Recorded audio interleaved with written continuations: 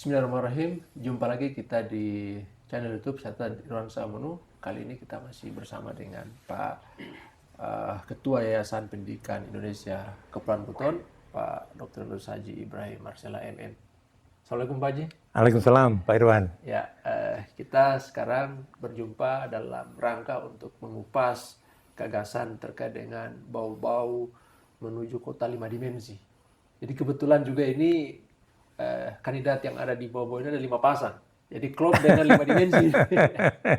Nah, mungkin Pak Haji bisa menjelaskan terkait dengan bau-bau menuju kota 5 dimensi ini seperti apa sih sebenarnya ke depannya? Iya, sebetulnya begini Pak Irwan, pengalaman saya selama di dunia pemerintahan, saya sekian puluh tahun di Bapeda, kemudian pernah juga saya menjadi Wakil Wali Kota Bau-Bau periode 2003-2008, kemudian saya pernah Kadis Kebudayaan dan Pariwisata Provinsi Sulawesi Tenggara. Berdasarkan sebetulnya kajian baik secara akademik maupun sebagai seorang mantan birokrasi atau seorang komunitas dalam masyarakat di dunia pendidikan tinggi, saya melihat bahwa potensi, kondisi, dan tuntutan kegiatan pembangunan Kota Bau-Bau sebetulnya ada 5 sektor strategi yang akan menjadi acuan ke depan. Membangun Kota Bau-Bau ke depan itu hanya ada 5 sektor strategi, yaitu sektor dagang, sektor jasa, sektor industri, sektor budaya dan pariwisata, sektor pendidikan. 5 sektor ini adalah sektor yang didasarkan pada kajian, analisis potensi, permasalahan, dan tuntutan kegiatan pembangunan Kota Bau-Bau sekarang dan 5 tahun, 10 tahun yang akan datang, dan lain sebagainya. Ya, kita tahu bahwa Bau-Bau ini sebagai kota yang statusnya berbeda dengan kabupaten tentunya yang ada di wilayah Kepulauan Buton. Maka sebagaimana yang kita pahami bahwa kota ini kan identik dengan dimensi dagang dan jasa yang kuat. Nah, Pak Haji melihat dari sektor dagang itu kira-kira apa ini yang mesti disentuh untuk bisa lebih mendorong faktor ini sehingga bisa lebih kuat lagi Kota Bau-Bau? Di sektor dagang dan jasa, Kota Bau-Bau sejak dulu sudah memainkan fungsi dan peran sebagai pusat perdagangan dan jasa terkhusus di wilayah Kepulauan Buton. Dan 5 daerah tingkat 2 yang ada di wilayah Kepton sejak dulu orientasi sosial dan orientasi ekonominya adalah Kota Bau-Bau. Dan infrastruktur dasar di bidang perdagangan dalam Kota Bau-Bau tentu masih diperhadapkan dengan sejumlah kendala dan permasalahan. Terutama dalam rangka kaitannya dengan bagaimana mendukung usaha-usaha kecil, dalam rangka mendukung UKM, pelaku-pelaku ekonomi kecil, pelaku-pelaku dagang dan jasa di Kota Bau-Bau. Tentu yang paling menonjol adalah pasar tradisional. Salah satu infrastruktur dalam rangka memberikan ruang pada usaha mikro, usaha kecil, pelaku-pelaku ekonomi kecil. Dibutuhkan sebuah pasar tradisional yang harus representatif. Pasar tradisional, di mana saat ini pasar-pasar tradisional kita relatif kurang teratur, dari aspek konstruksi bangunan juga yang ada sudah tidak memadai lagi dibanding dengan jumlah pelaku-pelaku ekonomi yang menempati pasar-pasar tradisional yang ada di Kota Bau-Bau. Belum lagi kita lihat dari infrastruktur penunjangnya, misalnya lahan parkirnya sudah semrawut, kemudian integrasi lalu lintas juga kurang mendukung, sehingga juga dibutuhkan ke depan bagaimana kita bisa menghadirkan pembangunan infrastruktur pasar tradisional yang permanen, yang representatif. Di samping itu juga tentu kita harapkan lebih intensif bagaimana kita mengembangkan SDM pelaku ekonomi di Kota Bau-Bau. SDM, misalnya kita memberikan pemahaman-pemahaman tentang bagaimana mengelola usaha, bagaimana membaca potensi dan peluang, kemudian bagaimana aspek marketing, dan bagaimana pengelolaan keuangan usaha. Tentu ini harus ada peran serta dari pemerintah daerah dalam rangka mendorong kompetensi SDM pelaku ekonomi di Kota Bau-Bau. Ya. Nah, kan Pak Haji kita lihat selama ini kan tadi menyinggung soal pelaku usaha UMKM kita kan ini kalau kita lihat ini kan sporadis, semrawut, di mana ada titik kosong mereka buka lagi di sana. Iya. Nah, jadi seolah-olah ini tidak ada seperti yang Pak Haji sampaikan tadi tempat yang representatif untuk bisa menampung mereka. Nah, idealnya kira-kira kita masih butuh berapa pasar tradisional lagi untuk bisa menampung hal tersebut, Pak Haji? Kalau kita lihat dari aspek pemanfaatan ruang Kota Bau-Bau kan relatif kota kecil, di mana kawasan-kawasannya mungkin sudah dibagi habis oleh pemerintah daerah. Ada kawasan mungkin Kota Tua, di mana di kawasan Kota Tua mungkin di sekitar Kelurahan Wale dan sekitarnya. Tentu di situ ada pasar sentral yang eks kebakaran, yang semestinya itu juga menjadi salah satu pasar tradisional. Dan mungkin pemerintah Kota Bau-Bau ke depan hendaknya bisa fokus dalam rangka bagaimana menyelesaikan masalah yang ada di pasar sentral eks kebakaran di Kota Bau-Bau. Karena satu lokasi atau satu kawasan yang cukup strategis sebetulnya untuk membangun pasar sentral yang representatif untuk menampung pelaku-pelaku ekonomi sebetulnya di situ, di kawasan Wale itu, dan tentu dapat dihubungkan dengan Kali Bau-Bau. Kali Bau-Bau tentu harus bisa dilakukan revitalisasi untuk Kali Bau-Bau, dan di atas kali bisa untuk ditempati oleh pedagang-pedagang yang ada sekarang ini. Berarti dia lebih futuristis lagi Pak Haji dong kalau begitu. Artinya ini memang pasar lama tapi kalau dikoneksikan dengan kali itu kan bisa konsepnya bisa lebih luas, lebih besar jangkauannya dia. Bisa membangun yang lebih representatif, kemudian bisa menampung lebih besar pedagang-pedagang kecil, pengusaha-pengusaha kecil. Nah, Bau-Bau itu memang kota kecil tapi jumlah penduduknya cukup besar, padat, apalagi di siang hari mungkin penduduk Kota Bau-Bau yang sebetulnya kurang lebih 150 jiwa, tapi kalau di siang hari itu bisa mencapai 300 sampai 400 ribu jiwa di Kota Bau-Bau karena pelaku-pelaku ekonomi yang ada atau masyarakat yang ada di Buteng, Busel, seperti tadi saya sampaikan bahwa orientasi sosial ekonominya di Kota Bau-Bau. Jadi padat sekali kalau siang hari. Nanti kalau malam hari itu penduduknya Bau-Bau mungkin 100 lebih. Nah tadi juga menarik Pak Haji menyinggung soal kompetensi dan bagaimana SDM pelaku usaha ini bisa lebih baik lagi. Berarti kan ada usaha untuk melakukan mereka ini supaya scale up atau naik kelas dari aspek yang tradisional menjadi aspek yang lebih kemampuannya modern. Nah, kira-kira apa yang bisa dilakukan untuk bisa membuat mereka naik kelas ini, Pak?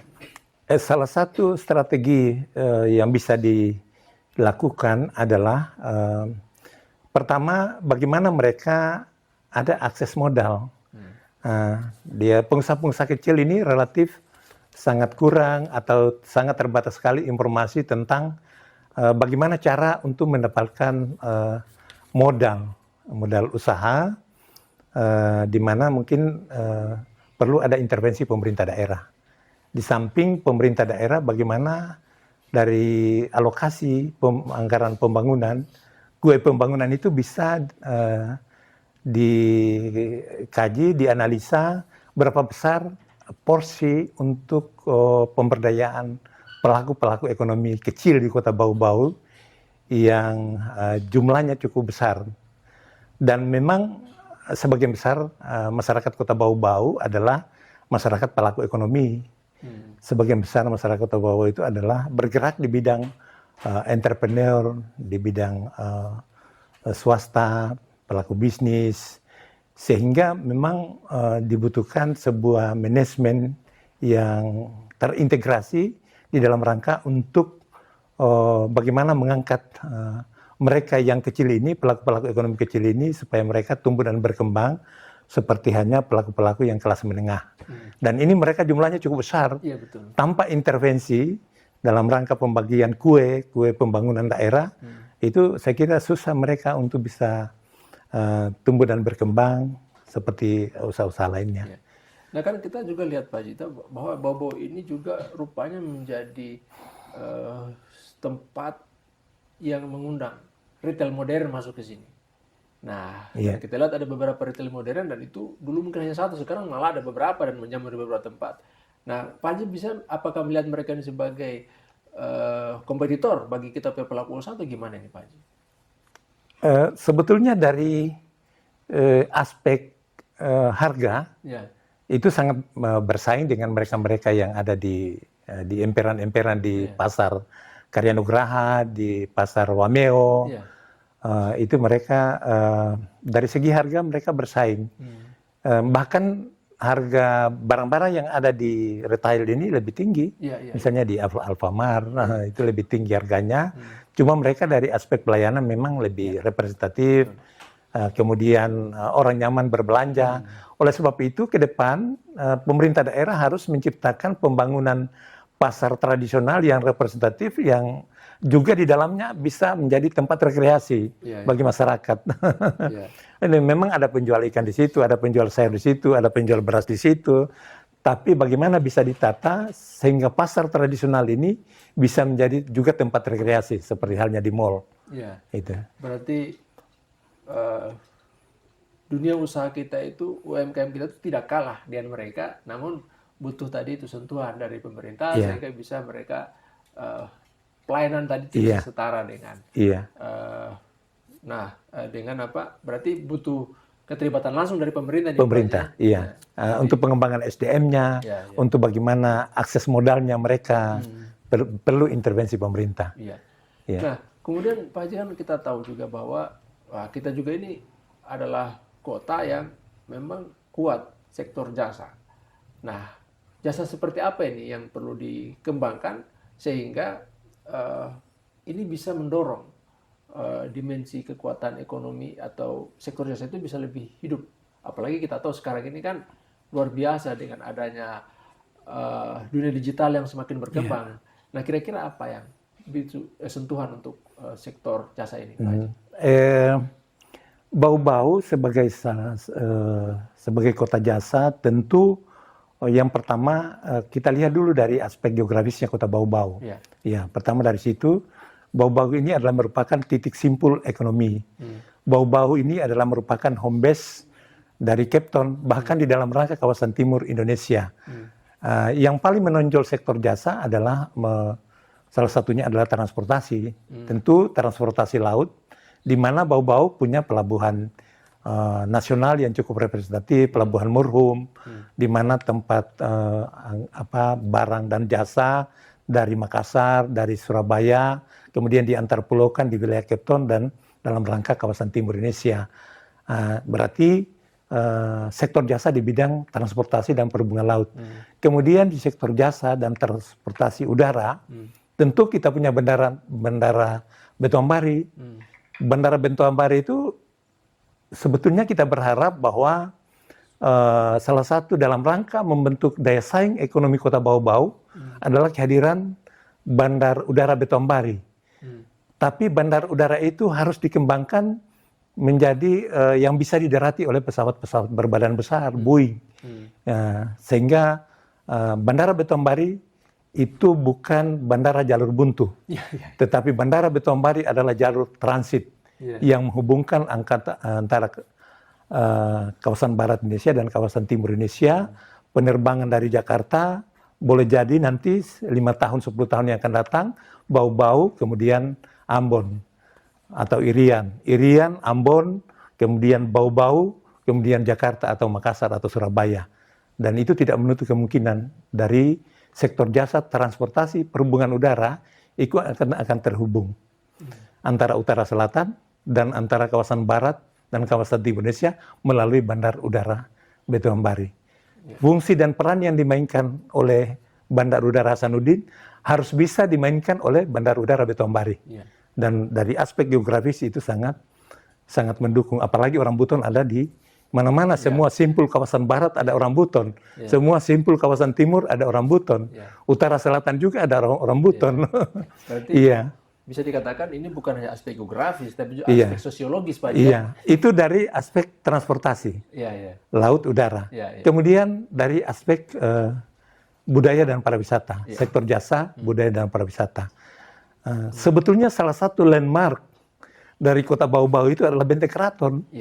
Mari kita lihat, Benteng Keraton itu adalah merupakan salah satu landmark daripada Kota Bau-Bau, landmarknya. Oleh sebab itu, bagaimana secara sinergi pemerintah dan seluruh stakeholder dalam Kota Bau-Bau, pelaku bisnis, pelaku ekonomi, LSM-nya, kemudian komunitas-komunitas lain bisa bekerja sama dengan pemerintah daerah di dalam rangka untuk menjadikan Benteng Keraton sebagai salah satu potensi unggulan Kota Bau-Bau, sebagai salah satu landmark Kota Bau-Bau di dalam rangka untuk mendukung sektor budaya dan pariwisata.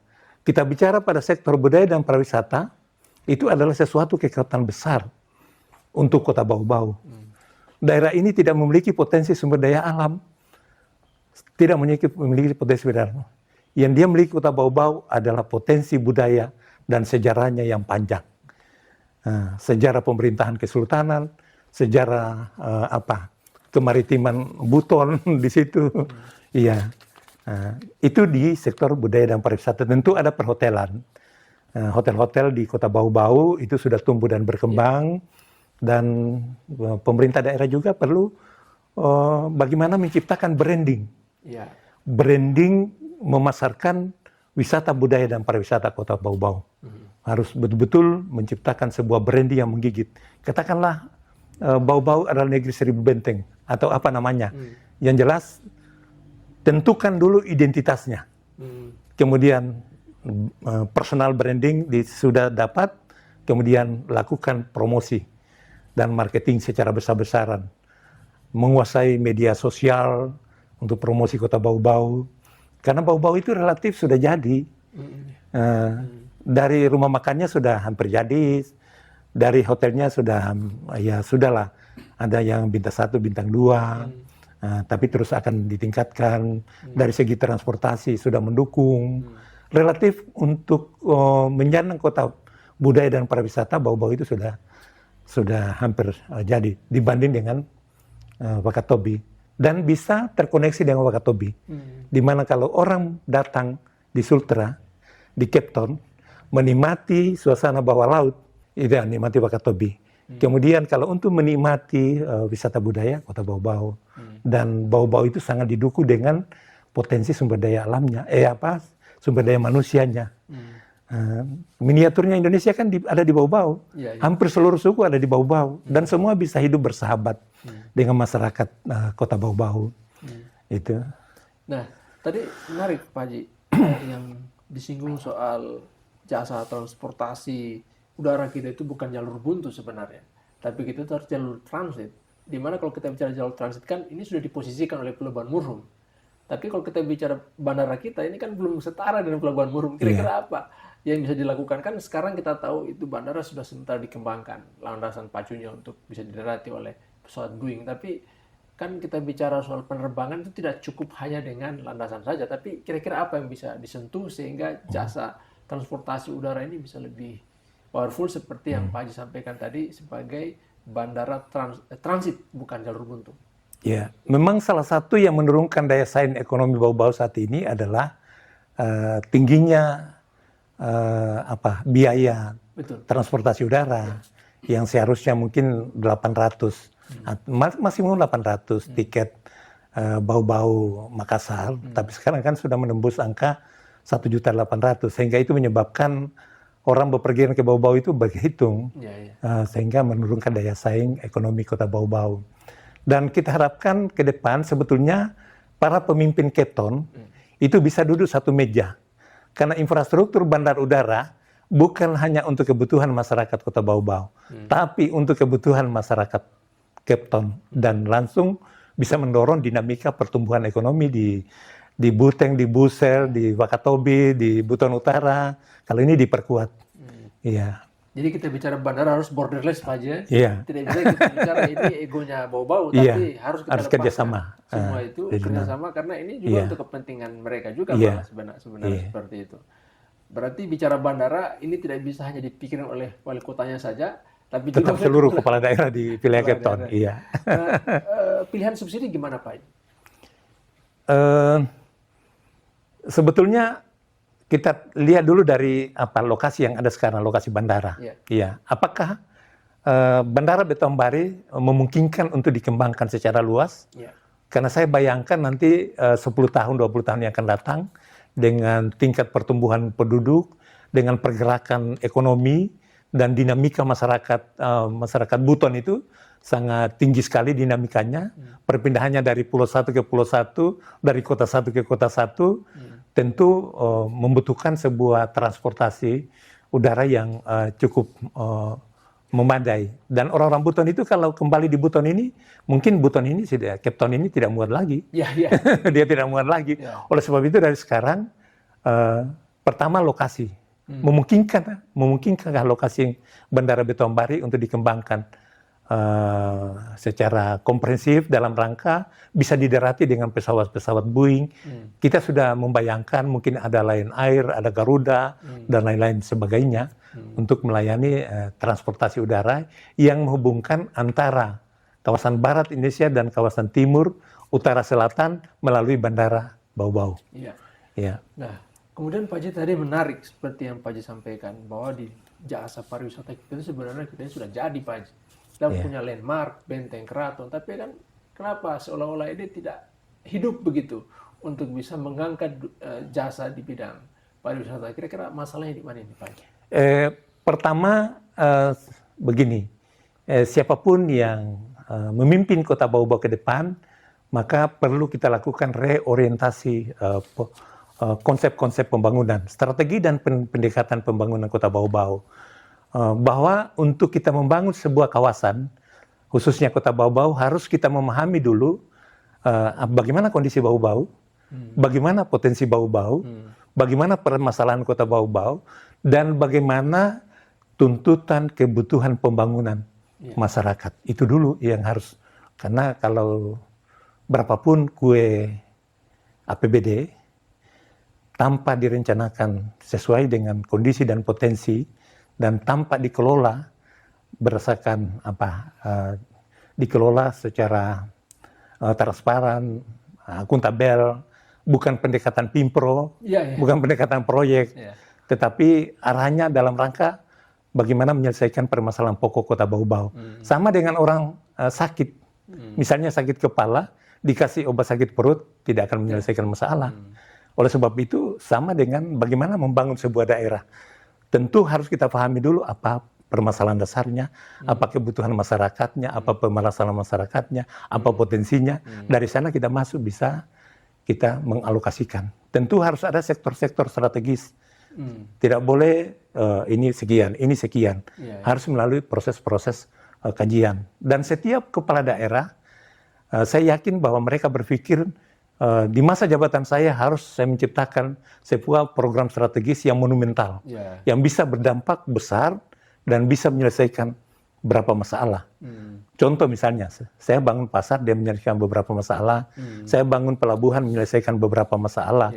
Di sana ada pedagang kaki lima, di sana ada buruh, di sana ada aktivitas perdagangan, di sana ada transportasi laut, dan sebagainya. Itu. Berarti kata kuncinya tadi itu Pak Haji, reorientasi strategi. Iya. Sehingga bisa tune in ini apa yang menjadi kondisi faktual dan apa yang kita mau ke depan untuk masa depan terkait dengan potensi ini. Iya. Nah, kemudian Pak Haji tadi saya tertarik juga dengan menyinggung soal kita itu secara sosiologis ada di mana-mana. Diaspora kita itu tersebar di mana-mana. Nah ini kan sebenarnya kekuatan. Nah, untuk menghubungkan itu kan berarti betul tadi Pak Haji, bahwa sektor transportasi kita harus kuat. Harus kuat, iya. Nah, tapi kenapa kita punya potensi yang kuat di luar tadi. Lantas kemudian kita juga punya landmark dan apa yang ada di sini yang sebenarnya itu bisa menjadi magnet mereka untuk kembali. Tapi ini seolah kenapa ada gap antara mereka yang ada di luar dan kita ada di dalam. Padahal ini kan kekuatan sebenarnya. Sentuhannya yang tepat itu kira-kira seperti apa untuk bisa? Sebetulnya kita berharap bahwa kekuatan masyarakat Cape Town yang ada di luar bisa berhimpun di dalam sebuah institusi, di sebuah lembaga, dan mungkin ada sebuah lembaga yang mengorganisir. Mungkin ada event-event tahunan yang perlu diselenggarakan oleh, katakan bahwa Bau-Bau itu adalah titik sentralnya Cape Town. Dan memang Bau-Bau dipersiapkan menjadi ibu kota Cape Town karena posisi geografisnya memang tidak bisa dihindari. Oleh sebab itu perlu sebuah organisasi, dan organisasi ini perlu didorong oleh pemerintah daerah, dan bagaimana ada sebuah event yang dilakukan oleh pemerintah daerah dan mengundang seluruh pelaku-pelaku ekonomi yang ada di luar sana. Dan salah satunya Umu Buton sudah mulai merintis, pertemuan saudagar Buton, dan kita harapkan itu bisa meluas, bisa bergulir terus, bisa setiap tahun bisa bergulir. Dan kita bagaimana bisa menghadirkan orang-orang Buton yang ada di luar. Kemarin saya sudah sampaikan, mungkin kita akan kerjasama dengan pemerintah daerah, mungkin kita akan kerjasama dengan pemerintah provinsi, dalam sebuah hari ulang tahun apa, atau event apa, atau ada festival yang bergaung nasional. Festival yang bergaung nasional tapi diadakan di Kota Bau-Bau dan menghadirkan seluruh orang-orang Buton yang ada di luar. Jadi itu kayak agenda pulang kampung tahunan. Pulang kampung. Dan perlu ada program insentif. Sekali waktu, misalnya hotel bisa, pemerintah misalnya bisa kerjasama dengan hotel-hotel. Kasih kami misalnya diskon misalnya 50% dalam event ini. Jadi semua orang Buton datang ke sini. Bisa juga insentif dengan penerbangan pemerintah daerah atau pemerintah provinsi. Gitu. Jadi dengan begitu maka kita akan punya rasa sense of belonging. Rasa memiliki terhadap daerah, Pak. Terhadap daerah, iya. Walaupun kita ada di mana-mana, tapi ketika Buton memanggil, kita akan datang setiap tahunan tadi. Bayangkan mereka sudah berapa lapis dan tidak tahu lagi, misalnya hanya kenal nama Buton, Buton. Dia tidak kenal lagi ada keluarganya di sana. Bahkan mungkin harus dinaturalisasi, Pak J. Untuk kembali ke Buton. Dan kita harus belajar dari beberapa daerah yang sampai sekarang juga sudah masih event-event nasional mereka atau pertemuan adat mereka ada. Dan bisa dibangun oleh pemerintah daerah. Kerjasama regional, pemerintah Cape Town untuk menyelenggarakan sebuah event dan menghadirkan seluruh orang Buton. Tanpa melihat dari di Buser, dari Wakatobi, dari mana, tapi dia orang Buton. Iya, betul. Ya, ini luar biasa gagasan. Nah, kemudian sektor Bau-Bau menuju kota industri. Nah, kira-kira apa ini sentuhan yang bisa dimulai oleh Bau-Bau untuk menuju kota industri? Iya. Yang industri yang kita maksud adalah mungkin dari industri skala kecil dulu. Skala kecil. Dia tidak padat modal, yang skala kecil. Kita berharap bahwa cukup diproduksi sini, tidak perlu dari Surabaya, tidak perlu dari Makassar, tapi bisa diproduksi di sini. Dan ke depan itu kita berharap bahwa mungkin pemerintah daerah bisa menentukan sebuah kawasan, mungkin di atas tanah 20 hektar, dan kawasan itu menjadi kawasan industri Kota Bau-Bau. Di atas tanah misalnya kurang lebih 20 hektar. Di dalam kawasan ini tentu pemerintah daerah di samping menyediakan lokasi, ada berbagai macam infrastruktur yang ada di dalamnya. Ada jalan, akses jalan, kemudian ada listrik, ada air bersih, kemudian ada kajian lingkungan juga di dalamnya, dan ada kawasan pergudangan. Setelah punya kawasan industri, Kota Bau-Bau, nanti melakukan negosiasi dengan pabrik-pabrik yang ada di Makassar, pabrik-pabrik yang ada di Jawa, untuk bagaimana mereka bisa investasi di sini. Tentu harus pemerintah daerah yang presentasi ke sana, presentasi bahwa kami punya kawasan industri. Kawasan industri ini sudah ada gudang, sudah ada air bersih, sudah ada akses jalan masuk, dan lain-lain sebagainya yang merupakan infrastruktur penunjang. Dan itu sangat memungkinkan dengan fungsi dagang kota Bau-Bau tadi. Itu akan saling mendukung. Industri-industri ini dalam rangka pelayanan kawasan timur Indonesia. Kalau kota Makassar, mereka berpikir bagaimana menjadi home base-nya Indonesia Timur, kota Makassar, maka kota Bau-Bau juga harus berpikir bagaimana menjadi salah satu home base-nya Indonesia Timur.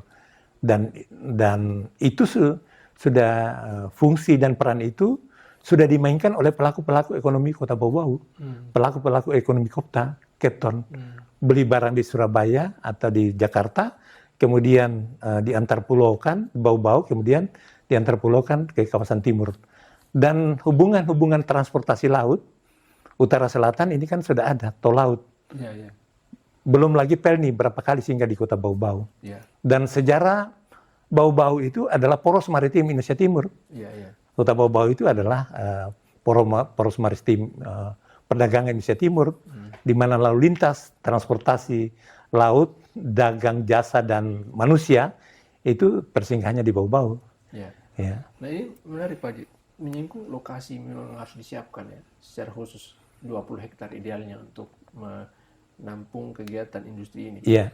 Nah, hanya kan ini kita bicara pembangunan, selama ini kan kita belum melihat ini adanya sentuhan yang secara spesifik terkait dengan kawasan industri ini. Nah, apakah ini memang mesti dipikul oleh APBD Kota Bau-Bau ataukah ada sharing dari pemerintah provinsi atau pemerintah pusat misalnya untuk bisa segera merealisasikan hal ini? Sebetulnya bisa kolaborasi APBD tingkat 2, APBD tingkat 1, dan mungkin ada sektor swasta, dan mungkin ada sektor industri juga bisa melakukan kolaborasi. Kalau kita menyadari bahwa sektor industri itu dapat memberikan daya sebar, daya dorong terhadap pertumbuhan ekonomi kota Bau-Bau, daya saing terhadap pertumbuhan ekonomi Bau-Bau, bisa menampung lapangan kerja sekian banyak kalau ada Bau-Bau menyandang sebagai kota industri dan diimplementasikan sebagai kota industri, sehingga dengan biaya yang tidak terlalu besar, karena nanti pabriknya kan disiapkan oleh pedagang-pedagang besar yang ada dari Jawa, yang ada di Jakarta, yang ada di Makassar, dalam rangka pelayanan kebutuhan Cape Town dan dalam rangka kawasan timur Indonesia.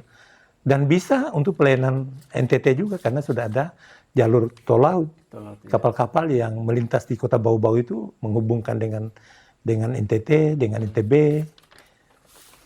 Iya, berarti dengan 3 hal ini setrika Pak Haji tadi, perdagangan, jasa, dan industri, ini secara tidak langsung bisa menekan Bau-Bau yang selama ini menjadi predikat raja inflasi. Iya. Ini kan kita tidak bisa menutup mata Pak Haji. Tidak bisa dihindari, iya. Bau-Bau selama ini menjadi daerah yang selalu berada di papan atas sebagai daerah inflasi tertinggi di Indonesia. Iya. Nah, setidaknya dengan sentuhan 3 sektor ini bisa menurunkan derajat kota Bau-Bau sebagai raja inflasi tadi Pak Haji. Iya. Ya. Nah, kemudian Pak Haji terkait dengan industri ini berarti ini ada katanya dan hilirisasi begitu Pak Haji. Iya. Hilirisasi. Karena kan kita tahu bahwa di sekitar wilayah Kepulauan Bau-Bau ini kan ada potensi agar ikan dan segala macam. Berarti ini bisa dilakukan industrialisasi di Kota Bau-Bau sehingga ada program hilirisasi tadi sehingga bisa menaikkan nilai jual. Kira-kira seperti itu Pak ya? Iya. Kenapa harus di Bau-Bau? Karena memang infrastruktur dasar Kota Bau-Bau itu sudah lengkap dari aspek transportasinya, dari berbagai aspek. Beberapa sarana penunjang untuk menunjang kota industri di Bau-Bau itu sudah ada. Dan potensi sumber daya alam itu sangat dekat dengan Bau-Bau. Ya, misalnya Buton punya potensi apa, Busur punya potensi apa, dan masuk kota Bau-Bau diolah di sini. Kemudian diantar pulaukan. Dan Cape Town bisa menjadi masa depan Indonesia. Karena kita punya potensi tambang yang cukup besar.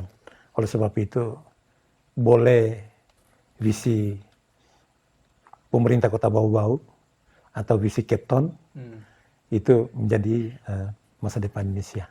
Karena kita punya potensi tambang yang tidak tertandingi. Ada nikel, ada minyak, ada aspal, dan lain-lain sebagainya. Ini kan selama ini mungkin kita terpaku dengan aktivitas lokal. Kita lupakan kita harusnya punya peran nasional begitu. Iya, Nah, harusnya kita walaupun ada di Kota Bau dalam level lokal, tapi kita juga harus punya orientasi nasional, mungkin begitu Pak Haji. Iya. Nah, sehingga paradigma ini harus dimiliki oleh kita yang ada di daerah, sehingga kita walaupun bermain di sini, tapi kita harus punya peran-peran nasional tadi. Nah, ini kan berarti SDM lagi nih Pak Haji, problematikanya. Nah, ini bisa menaikkan pemahaman seperti itu kan kita sudah memiliki peran-peran itu, tapi mungkin kita belum menyadari peran kita itu. Nah, apa yang mesti dilakukan untuk bisa memberikan kesadaran kolektif sehingga ini bisa menjadi kekuatan bagi masyarakat dan pemerintah daerah setempat? Iya, betul yang dikatakan Pak Irwan bahwa bagaimana kita dengan potensi sumber daya alam kita, kemudian posisi geografis kita yang cukup strategis dalam rangka kawasan Timur Indonesia, sehingga bagaimana selalu kita berpikir kita bertindak lokal tapi berefek global. Karena banyak sekali komoditi yang bisa mewarnai nasional di tanah Kepton ini. Oleh sebab itu, yang paling utama kita perlu menginvestasi di sektor pengembangan pendidikan, terutama dalam rangka pengembangan sumber daya manusia. Jadi pengembangan sumber daya manusia itu bukan hanya di birokrasi, SDM dalam birokrasi, tetapi juga SDM dalam masyarakat. Itu perlu SDM dalam bagaimana meningkatkan kekuatan SDM dalam pelaku-pelaku ekonomi, dalam dunia usaha, dalam pelaku industri. Investasi di bidang SDM memang memerlukan waktu yang cukup panjang, tidak langsung kelihatan, tetapi kita akan rasakan di masa datang, di 10 tahun, 20 tahun yang akan datang. Banyak daerah-daerah yang dia tidak memiliki sumber daya alam yang kuat, tetapi kenapa dia bisa sejahtera? Kenapa bisa income per kapita masyarakatnya, pendapatannya bisa besar? Kenapa PDRB-nya bisa tinggi? Karena didukung dengan potensi sumber daya manusia. Dan kekuatan potensi sumber daya manusia adalah kekuatan yang paling dasar dalam pembangunan. Kalau hanya mengandalkan sumber daya alam, itu sekali waktu akan habis. Mungkin 5 tahun, depositnya terbatas, mungkin 10 tahun. Tetapi kalau kita mengandalkan kekuatan sumber daya manusia, itu akan kita menciptakan pembangunan yang berkelanjutan, pembangunan yang berkesinambungan dengan kekuatan SDM. Karena terus akan berpikir bagaimana menciptakan nilai tambah. Dari 1.000 menjadi 10.000, itu nilai tambah. Terus akan berpikir bagaimana membangun daerah dengan sebuah efisiensi, dengan sebuah efektivitas, dengan sebuah kreativitas dan inovasi. Nah, di era sekarang tidak cukup hanya efektif dan efisien, tapi perlu kreatif dan inovasi, Pak Irwan. Untuk bisa kita bersaing. Nah, ini berarti kita hubungkan dengan Bau-Bau dalam konteks dimensi yang keempat tadi Pak Jaya, bahwa Bau-Bau menuju kota pendidikan. Nah, ini kan ada kaitannya dengan SDM, sumber daya manusia kita. Sumber daya manusia, iya. Nah, tadi disinggung bahwa kita tidak hanya faktor efektif dan efisien, tapi juga inovatif dan kreatif. Nah, kita kan punya luar biasa nih, posisi strategis, kemudian kekayaan alam yang luar biasa. Tapi kalau SDM kita, tadi Pak Haji mengatakan bahwa SDM itu harus kekuatan yang dahsyat. Ini kan ibaratnya anak ayam yang mati di lumbung padi begitu. Nah, punya lumbung padi tapi mati begitu.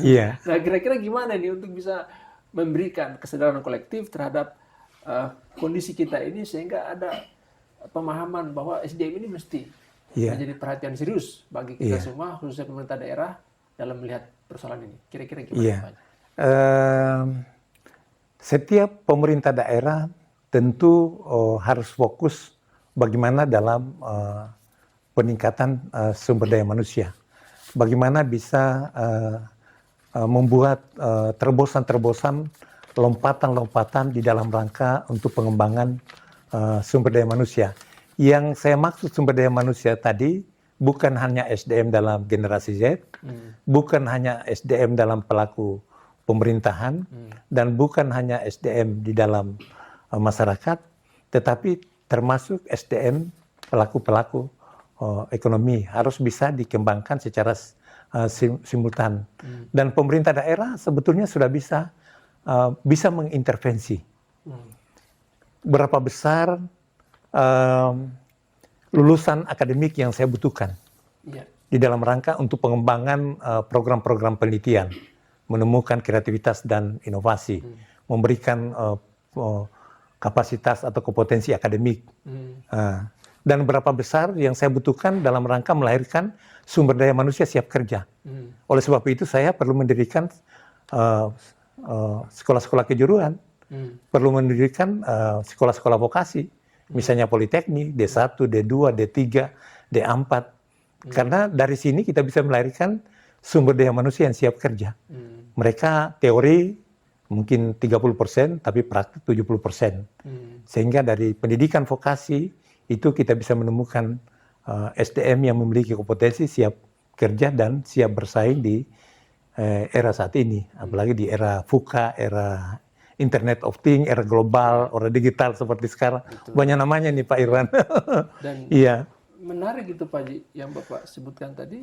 Saya kemarin kebetulan ke Wakatobi, dan di situ ada Gen Z yang saya temukan, dan dia mengaku sudah 2 kali ekspor gurita ke Jepang. Nah ini relevan saya kira dengan yang Pak Haji sampaikan tadi, bertindak lokal tapi berefek global. Jadi ini bukan kaleng-kaleng Pak Haji. Artinya apa? Kita punya potensi sebenarnya, tapi problem kita di SDM tadi. Nah gimana Pak Haji melihat hal itu? Jadi tentu pemerintah daerah kan di dalam rangka pengembangan SDM bukan hanya pada jenjang pendidikan formal. Jenjang pendidikan formal itu seperti D1, D2, D3, D4, kemudian program sarjana, program S2, program S3.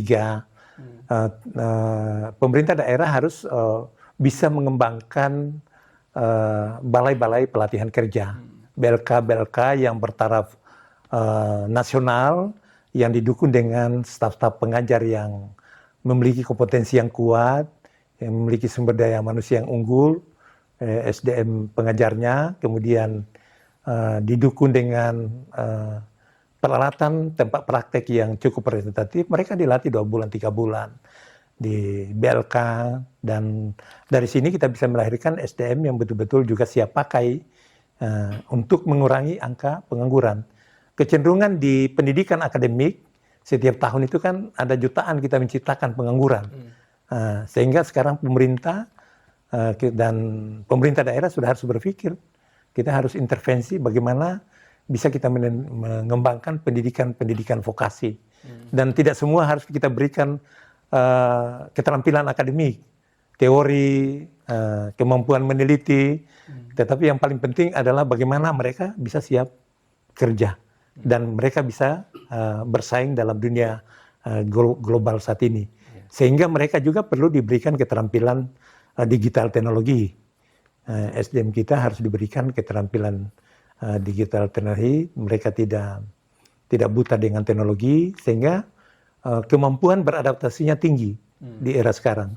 Kan era sekarang dibutuhkan sebuah kemampuan adaptasi yang tinggi, dan juga tentu bagaimana juga SDM Capton khususnya generasi Z perlu kita berikan keterampilan kemampuan berkomunikasi, khususnya bahasa Inggris.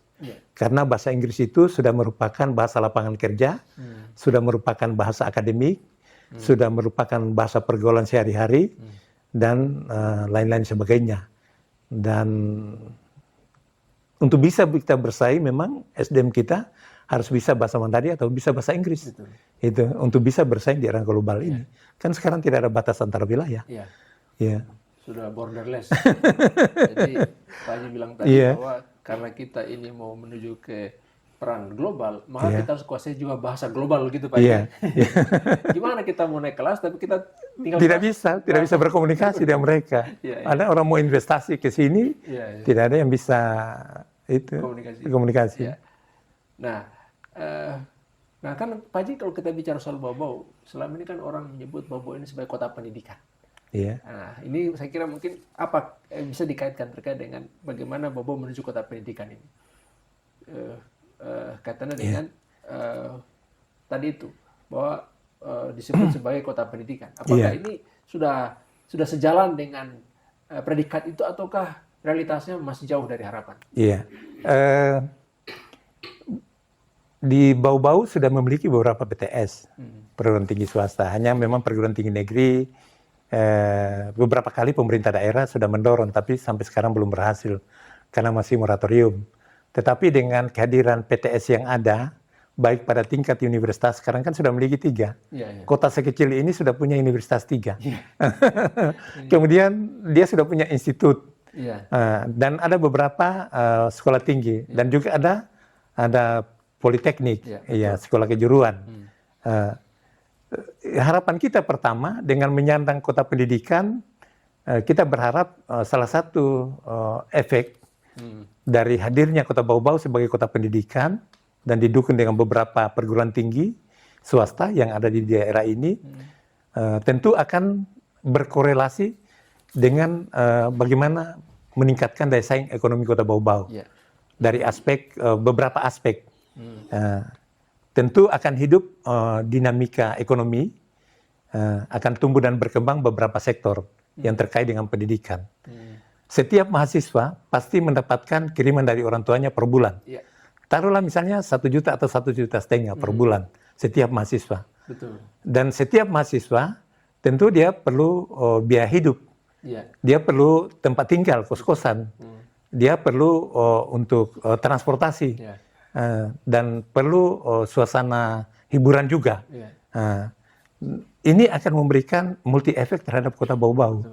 Dan akan meningkatkan daya saing ekonomi Bau-Bau. Kalau ada 20.000 mahasiswa, ada 20.000 mahasiswa di kota Bau-Bau, kemudian dikirimi orang tuanya 1 juta per bulan, maka ada 20 miliar uang yang berputar di kota Bau-Bau. Itu akan memberikan sharing terhadap PRDRB kota Bau-Bau. Dari itu. Nah, tapi Pak Haji, ini menarik yang Pak Haji sebutkan ini terkait dengan multiplier effect dari ini semua. Saya ingin menyebut contoh Yogyakarta, Pak Haji, sebagai kota pendidikan. Dan di sana itu biaya hidupnya murah sekali. Nah, kalau kita bandingkan dengan Bau-Bau, ini malah sebaliknya. Kita tuh kota pendidikan tapi biaya hidup di sini mahal, inflasi tinggi. Nah, kira-kira apa yang bisa dilakukan untuk bisa menjadikan kita ini sebagai kota yang ramah bagi dunia pendidikan kalau kita mencontoh Yogyakarta tadi? Sebetulnya persoalannya terletak dari ada high cost di beberapa aspek di kota Bau-Bau tuh. Dari segi transportasi juga terjadi biaya yang tinggi, high cost dari segi transportasi. Armada laut kita juga, kita mengirim barang dari Surabaya ke Bau-Bau itu lebih murah Cina ke Bau-Bau. Ini ada mata rantai yang harus bisa dicarikan solusi. Kemudian dari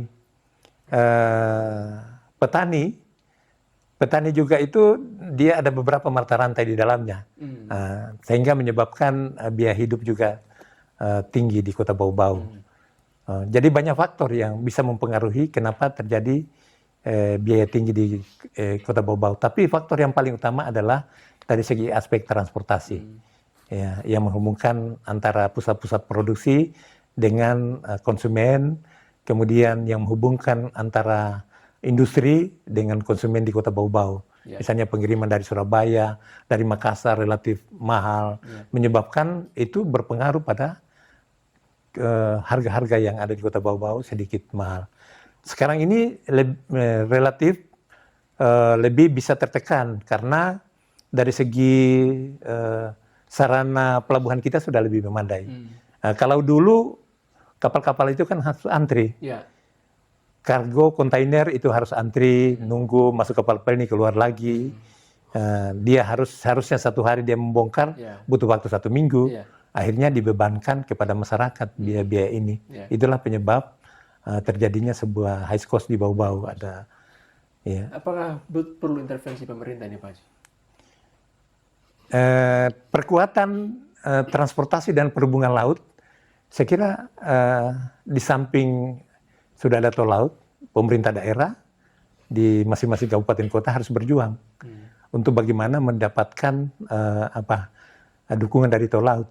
Karena dari tol laut ini harga kontainer itu sewanya satu kontainer yang 12 feet itu mungkin tinggal 6 juta. Ya, semula 12 juta. Dengan demikian kan akan mengurangi biaya transportasi. Ya, sehingga mungkin juga ke depan pemerintah daerah perlu bagaimana mendorong Departemen Perhubungan untuk ada kapal-kapal kontainer, kapal-kapal kargo yang khusus melayani daerah terisolir di kawasan timur Indonesia, menghubungkan atau merangkai pulau-pulau yang ada di kawasan timur Indonesia. Bukan hanya tol laut dalam arti transportasi manusia, tetapi barang dagang dan jasa juga bisa mendukung. Ya. Nah, kita menuju ke dimensi yang kelima, Pak Haji. Dimensi budaya dan pariwisata. Yang kita tahu ini adalah merupakan kekuatan atau merupakan faktor yang selama ini juga merupakan identitas dari Kota Bau-Bau. Yeah. Nah, hanya saja tadi problematikanya yang seperti Pak Haji sampaikan ini masalah branding kita ini. Yeah. Kita sudah jadi sebenarnya, tapi branding kita yang masih jadi problem masalah. Nah, untuk menyelesaikan soal-soal seperti ini kira-kira apa yang mesti ditempuh, Pak Haji? Yang pertama, personal branding identitas wisata budaya dan sejarah kita ini memang harus kuat. Setelah kita menemukan identitasnya, branding kan identitas, baru kita lakukan marketing. Produk-produk unggulan pariwisata di Kota Bau-Bau, khususnya wisata budaya, kan kita ini kan potensi wisata budaya. Di kawasan keraton itu kan penuh dengan simbol-simbol, dan simbol-simbol ini bisa kita jual, bisa menjadi salah satu objek. Perjalanan pemerintahan Sultan juga bisa menjadi satu objek, ya dengan semboyan-semboyan yang ada. Kemudian bagaimana kekuatan maritim Buton itu bisa menjadi satu objek juga. Oleh sebab itu pemerintah daerah harus menentukan produk unggulan yang paling strategis untuk budaya. Dari sana kita juga bagaimana cara mengembangkan dan melestarikan. Contoh misalnya produk unggulan, kita mengenal bahwa banyak seniman-seniman yang hebat di Buton ini. Banyak sangkar-sangkar seni yang mengembangkan dan melestarikan daripada budaya yang ada. Nah, ini bagaimana sangkar-sangkar tari ini bisa ada intervensi pemerintah daerah untuk bisa mengembangkan. Juga pemerintah daerah mungkin ke depan perlu memikirkan dalam rangka pelestarian dan pengembangan budaya Buton di Kota Bau-Bau, perlu ada panggung-panggung budaya yang bisa diciptakan. Panggung-panggung budaya, misalnya di Pantai Kamali, di Kota Mara, ada pertunjukan-pertunjukan kesenian daerah, bukan hanya hiburan artis, tetapi harus diwarnai dengan bagaimana itu. Sehingga budaya ini merupakan betul-betul salah satu komoditas unggulan Kota Bau-Bau. Dan kita bicara wisata budaya di Sulawesi Tenggara hanya adanya di Kota Bau-Bau. Hanya adanya di Kota Bau-Bau. Karena memang ada bukti sejarah yang nampak. Dan juga mulai pemerintah daerah merumuskan sebuah event. Sebuah event sebuah event nasional, event pariwisata atau event dunia, dan event ini harus masuk dalam kalender pariwisata nasional. Mungkin 2-3 di dalam rangka untuk promosi wisata budaya dan sejarah. Misalnya, taruhlah contoh misalnya Festival Negeri Seribu Benteng. Oh, ada apa di sana? Kenapa ada Festival Negeri Seribu Benteng di Bau-Bau? Atau misalnya ada event Posuo Masal. Posuo Masal dari Benteng Keraton terus sampai di Kota Mara sana, yang seperti dulu yang pernah dilakukan Pak Saidu dulu, ya itu mesti harus dilestarikan. Dan kemudian mungkin ada festival Painendodiu, mungkin pukul-pukul gendang itu yang serentak. Tapi ada nama satu event kemudian didukung dengan beberapa instrumen-instrumen. Gitu.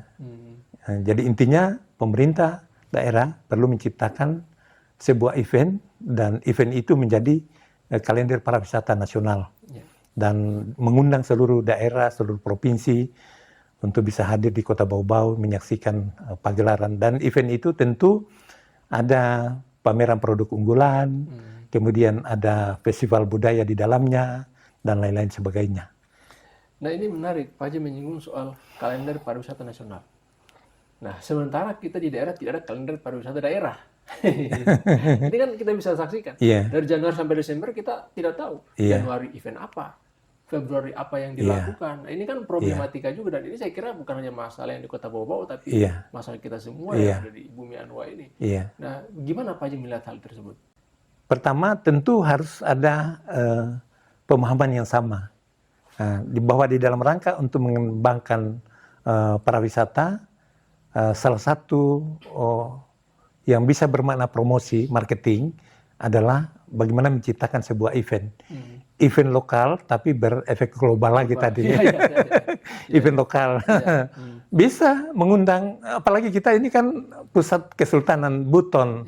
Dan ada satu event yang diciptakan menjadi semua sultan-sultan yang ada di tempat lain itu bisa hadir di jadwal-jadwal tertentu yang sudah ditetapkan secara nasional. Bisa diundang mereka. Ya, semakin banyak event, semakin banyak orang datang di Kota Bau-Bau, akan memberikan multi efek dampak pergerakan ekonomi. Datang di sini, mereka perlu hotel, perlu makan, perlu transportasi. Oleh sebab itu, pemerintah daerah makin banyak event yang bisa diciptakan, makin bisa mendukung dinamika ekonomi daerah. Berarti dalam hal ini pemerintah daerah harus menciptakan magnet daya tarik untuk bisa melakukan event itu supaya bisa lebih kuat lagi. Iya, untuk mengundang daerah-daerah lain. Tapi kalau hanya eventnya hanya untuk menghibur masyarakat lokal, itu tidak banyak memberikan dampak. Nah, ada juga dampaknya untuk pelaku-pelaku ekonomi, bisa ada jual makanan di situ, ada jual apa di situ. Tetapi berefek besar, berdampak besar, dan supaya daerah kita bisa dikenal itu memang harus bisa melalui event budaya dan pariwisata. Dan kita memperkuat event budaya dan pariwisata itu adalah merupakan investasi yang tidak akan pernah habis. Semakin makmur seseorang, makin besar keinginannya untuk bisa hibur-hibur dirinya, bisa ikut dalam kegiatan-kegiatan apa, itu.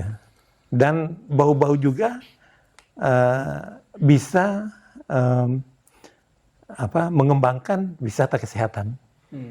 Ya, dan oleh sebab itu pemerintah kota sudah harus berpikir bagaimana bisa membangun infrastruktur kesehatan yang betul-betul bertaraf nasional.